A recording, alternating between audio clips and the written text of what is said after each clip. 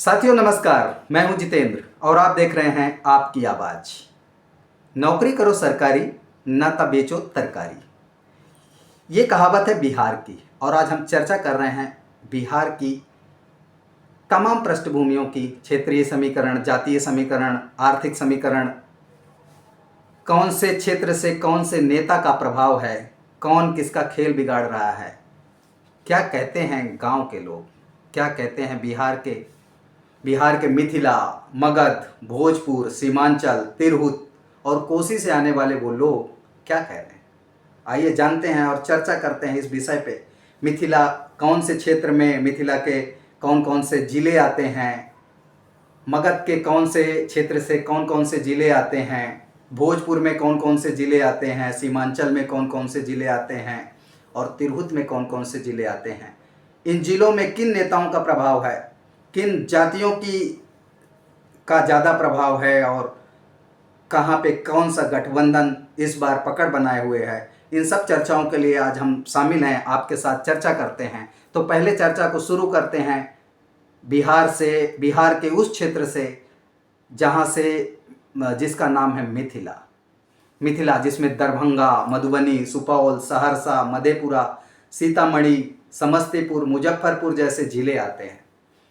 इसमें मैथिली भाषा बोली जाती है, इसमें मैथिली भाषा का प्रभाव है। मैथिली भाषा वो भाषा है जिसको 8वीं अनुसूची में सम्मिलित किया गया था, जिसमें इसमें पूरा आप देखें तो जगन्नाथ मिश्रा जैसे नेता हैं, ललित नारायण मिश्रा जैसे बड़े नेता हैं, कीर्ति आज़ाद का जो बड़ा नाम है, कीर्ति आज़ाद इसी क्षेत्र से आते हैं। यदि पुराने समीकरण देखेंगे तो सीतामढ़ी का अपना अलग महत्व है। सीतामढ़ी जिसमें पिछले चुनाव में 2020 के चुनाव में बीजेपी ने बढ़त बनाई थी और 4 सीटें आई थी। जेडीयू को 2 सीटें मिली थी और आरजेडी को 2 सीट मिली थी 2020 के चुनाव में। लेकिन इस बार समीकरण बदले हुए हैं। एनडीए को इंडिया गठबंधन बहुत तेज़ी से टक्कर दे रहा है और यहाँ पे इंडिया गठबंधन काफ़ी मजबूत स्थिति में होता दिख रहा है। इस क्षेत्र में जो मिथिला का क्षेत्र है, यहाँ 50 से 60 सीटें आती हैं। ये बिहार के उत्तर पूर्वी बिहार का हिस्सा है। मिथिलांचल, इसका पौराणिक महत्व भी है।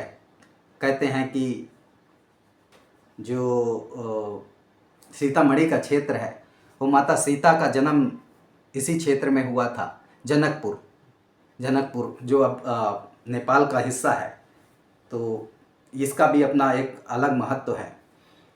फिर आते हैं दूसरे एक ऐसे क्षेत्र में जिसका नाम है मगध।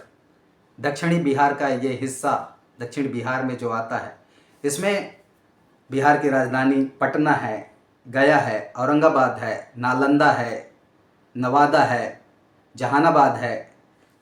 कि इसका अपना अलग, इस क्षेत्र का अपना अलग महत्व है। इस क्षेत्र से बिहार के अभी वर्तमान मुख्यमंत्री नीतीश कुमार का गढ़ माना जाता है। बड़े नेता हैं नीतीश कुमार बिहार के और इसी क्षेत्र से आते हैं, मगध से। सुरेंद्र यादव, बाबू जगजीवन राव भी इसी क्षेत्र से। बाबू जगजीवन राव पुराने बहुत ही दमदार नेता हुए बिहार के।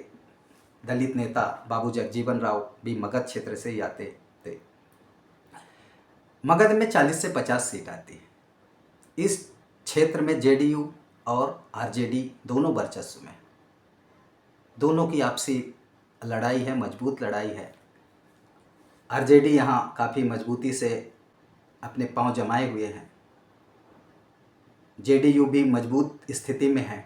इस बार इंडिया गठबंधन यहाँ पे बाजी को पलटते हुए दिख रहा है और नए समीकरणों के साथ बिहार का चुनाव आगे बढ़ रहा है।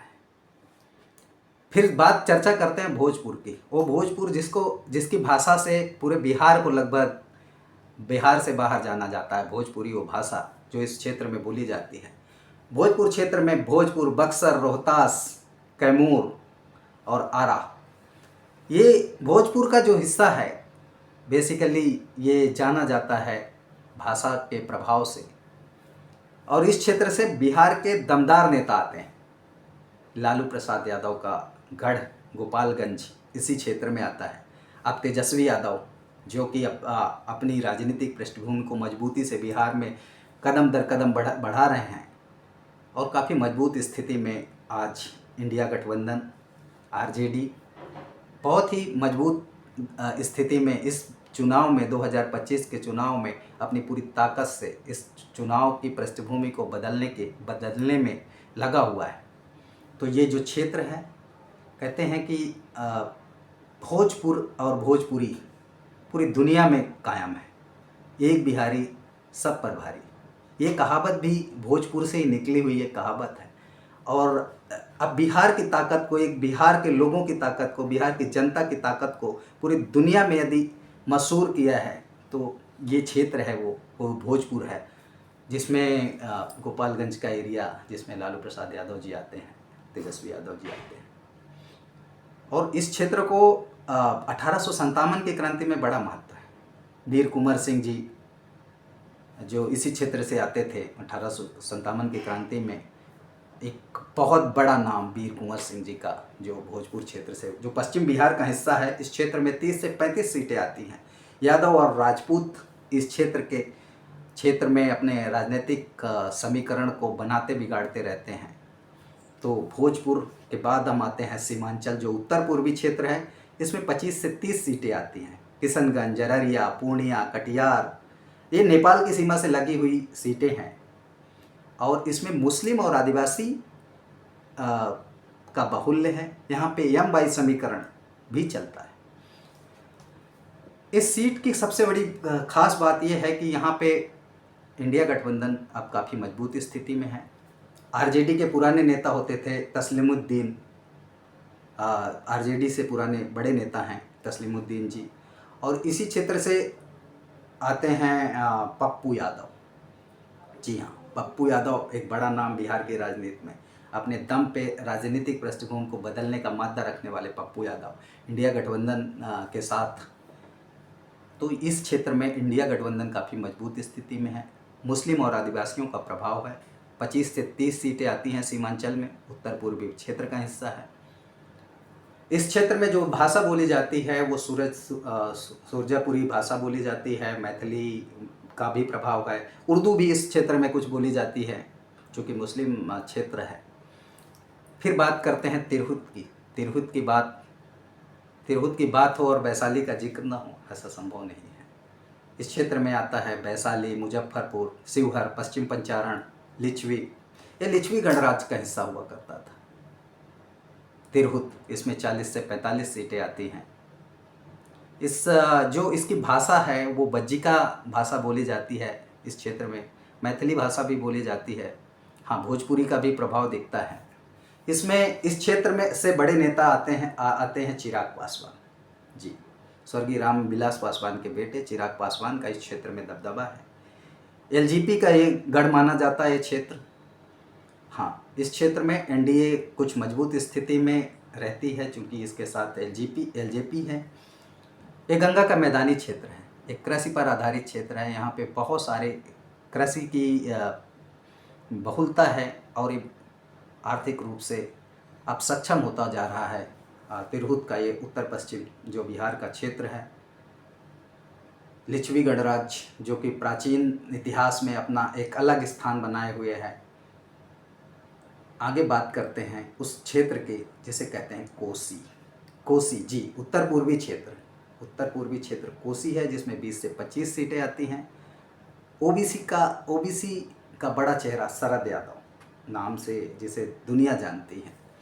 इस क्षेत्र में सहरसा, सुपौल, मधेपुरा, इसमें कोसी नदी का जो बाढ़ प्रभावित क्षेत्र है, उस क्षेत्र के कारण यहाँ कृषि और मछली का कारोबार ज़्यादा किया जाता है। आरजेडी और जेडीयू दोनों यहाँ पे मजबूत स्थिति में इस क्षेत्र में।